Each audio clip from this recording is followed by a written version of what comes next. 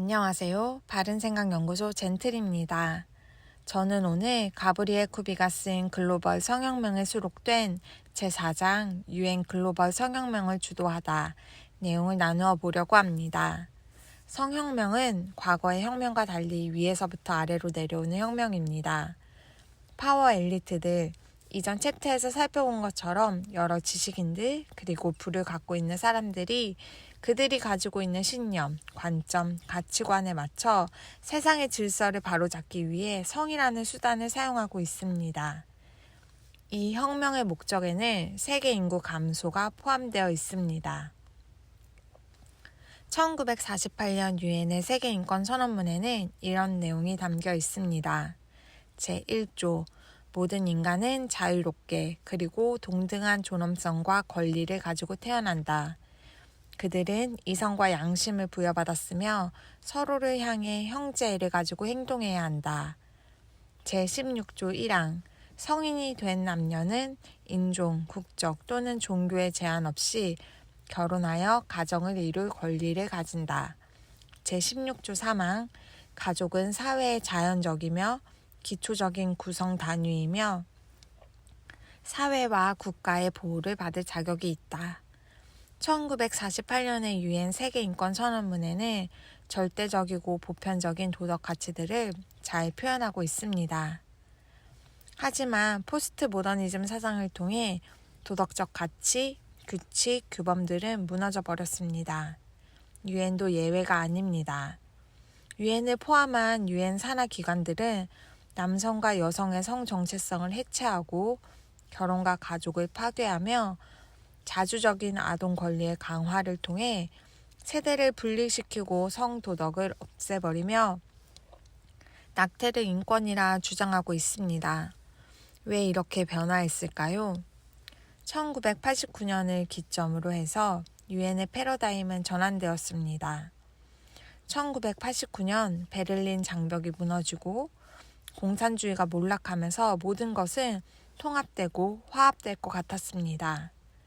하지만 그 결과 절대적인 진리를 주장하는 종교, 무엇보다 기독교가 사상적으로 의심받았습니다. 마가렛 A. 피터슨은 그의 책 서구 문화혁명의 세계화라는 차이에서 이렇게 말했습니다. 그들이 말하는 소위 해방은 새로운 윤리의 절대적인 명령이 되었다. 그것은 보편적으로 간주되는 모든 것들, 그리고 유대 기독교적 가치와 신성한 계시의 결과로 간주되던 모든 것들을 불안정하게 만들어 해체시키는 과정을 통해 이루어진다. 정부가 갖고 있는 합법적인 권위는 해체되었고 비정부 소수자들, 전문가라는 명목하에 있는 사람들이 그들의 질서를 만들고 그 질서를 정치적인 권력을 가질 수 있도록 요구하고 있습니다.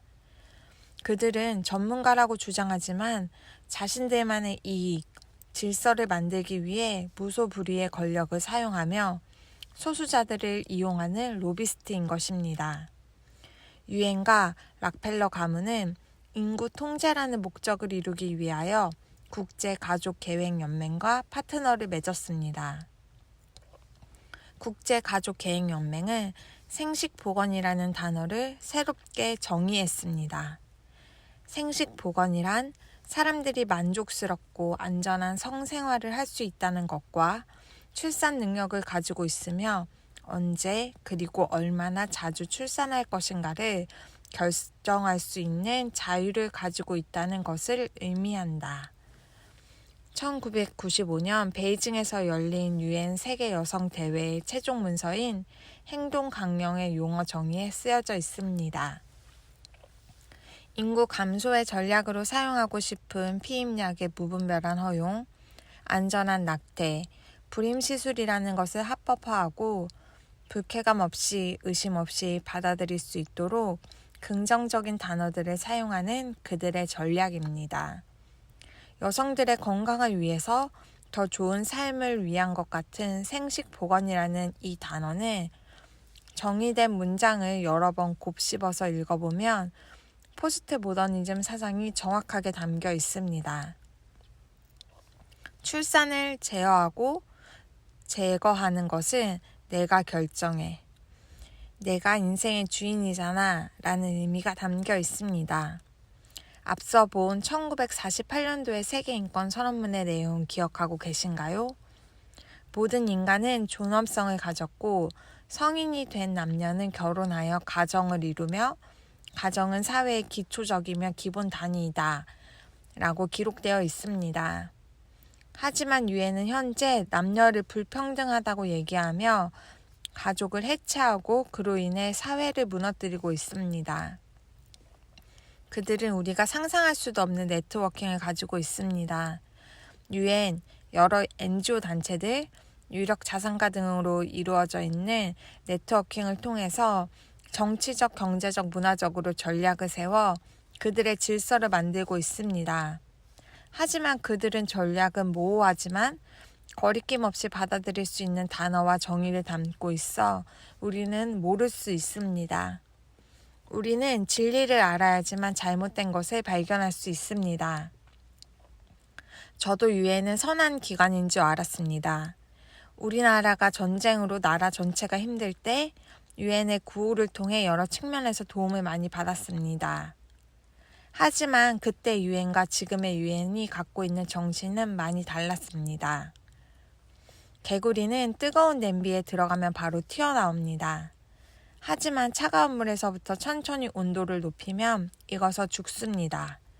그들은 우리가 눈치채지 못하게 생각, 마인드를 변화시키기 위해서 천천히 온도를 높이고 있습니다. 냄비 안에서 우리가 죽지 않기 위해서는 진리를 알아야 합니다. 우리가 다음 세대 아이들에게 우리의 규범과 규칙을 전수하기 위해서는 그들의 냄비 안에서 튀어나와야 합니다. 절대적인 하나님에게로부터 온 절대적인 진리, 도덕성을 전수하여 세상을 위하되 세상을 반대할 수 있는 다음 세대를 양육해야 합니다. 아직 대한민국에는 소망이 있습니다.